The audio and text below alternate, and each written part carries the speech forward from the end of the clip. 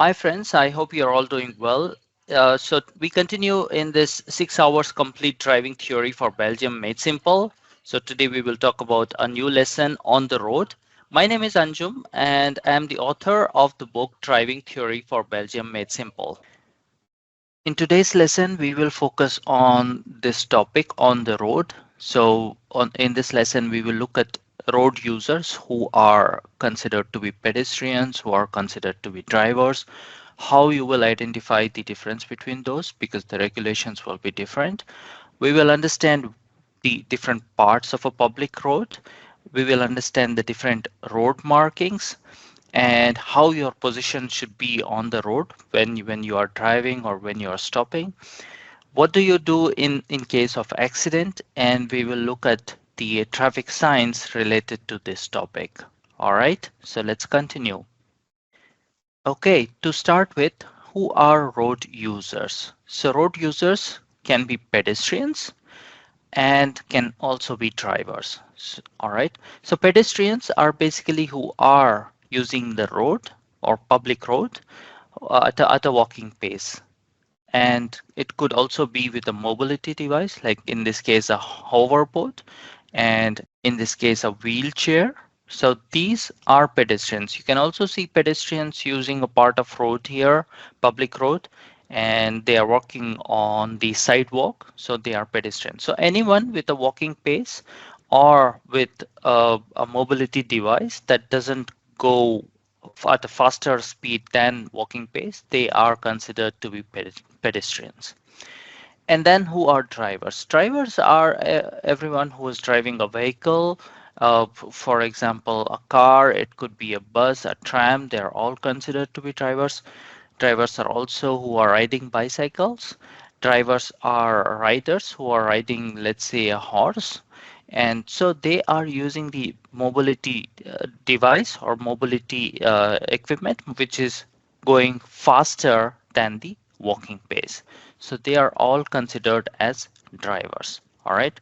So for example, someone who's pushing a two-wheeler in his hand, in his or her hand, will be considered as a pedestrian.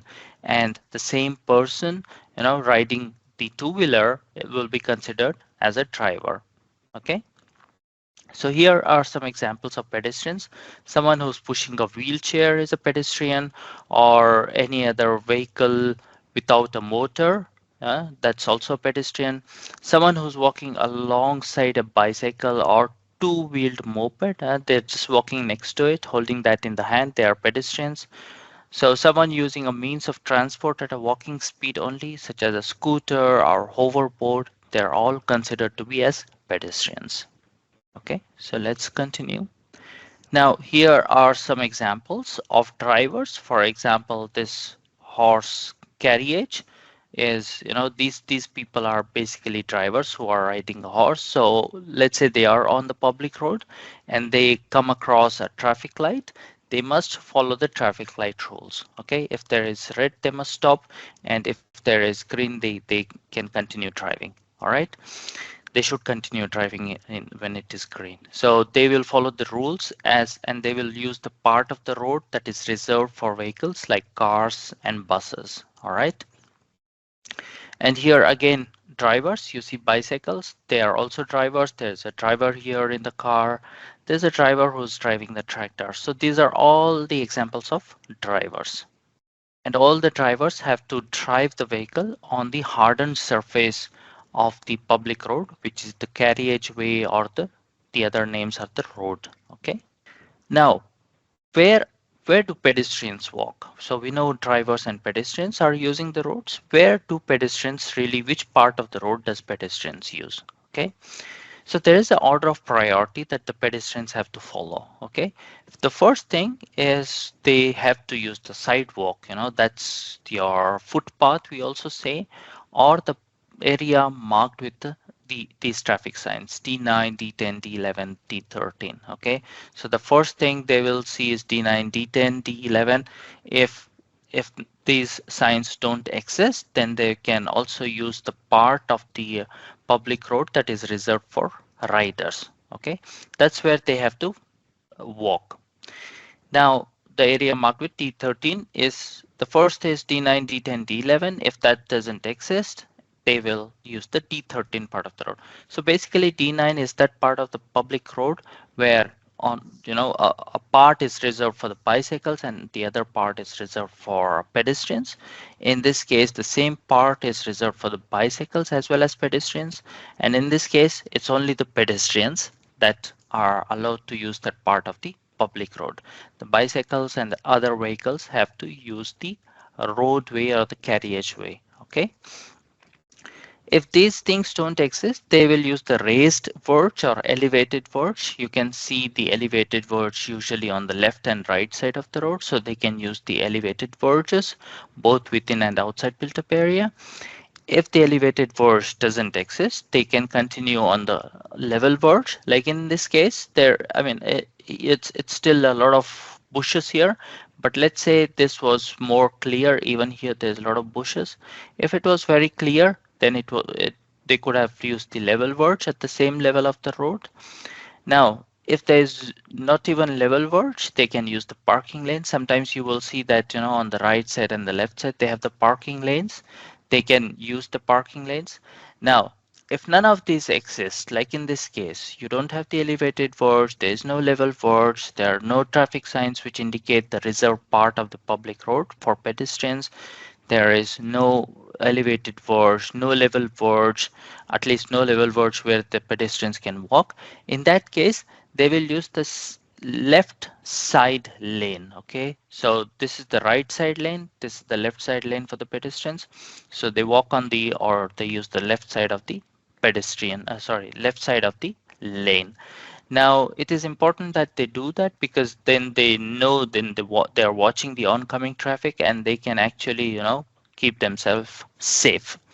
Otherwise, if they use the right side lane, it's basically, there's a vehicle coming from the behind. They will not be able to see it and will not be, that's not very safe. Now, even that is not there, then they can use the bicycle path. They can actually use, if there's a bicycle path here, they can use that, or the roadway. So now the last thing is they can use the roadway, of course. Okay, if it's not possible to use the left side of the lane, they can use any part of the road. So if you're walking on the road strip or on the roadway or on the carriageway, you must walk on the left side. If that is not safe, you may walk on the right. Okay, now they are walking on the left, they can walk on the right. And if you're walking on the bicycle path, of course, you must give priority to the bicycles there, okay? Because you're using their part of the road, they're part of the public road, so you must give them priority. Remember, whenever as a driver or pedestrian, you're using a part of public road that belongs to someone else, then you should always give priority to those road users, all right? Now, what about the pedestrian behavior when they are using the part of the public road? So they should always use the sidewalk or the pavements and to walk, and they should always follow the signs. Okay, they should use the public road in this order. We have already discussed that. Elevated verges or level verges, cycle path, roadway only on the left. Okay, if there is a group of 5 with a leader, then they walk on the right side. We will look at this later in this training, but if you're walking alone or 2 people, follow these things, use the left part of the road. What about the driver behavior towards these pedestrians? So these pedestrians, as like children or old people, they are vulnerable road users. So drivers have to give extra caution. Okay, they should not endanger these road users. Children, elderly people, disabled people, they are the vulnerable road users. Okay, when you are overtaking as a driver, when you are overtaking pedestrians, you must give at least 1 meter lateral distance inside built-up area and 1.5 meters outside built-up area. So as you can see here, let's say this is inside built-up area. This car is driving inside built-up area, then it must leave 1 meter lateral distance, okay, between this pedestrian. Now outside built-up area, it will be 1.5 meter. The reason for that is outside built-up area, the vehicles usually drive faster, right? So within Flanders, it's 70 kilometers, and in Wallonia, it's even 90 kilometers. So in that case, because it's driving at a higher speed, it is recommended that they keep more distance between the pedestrians. That's why outside built-up area, it is 1.5 meters. Okay, so let's continue.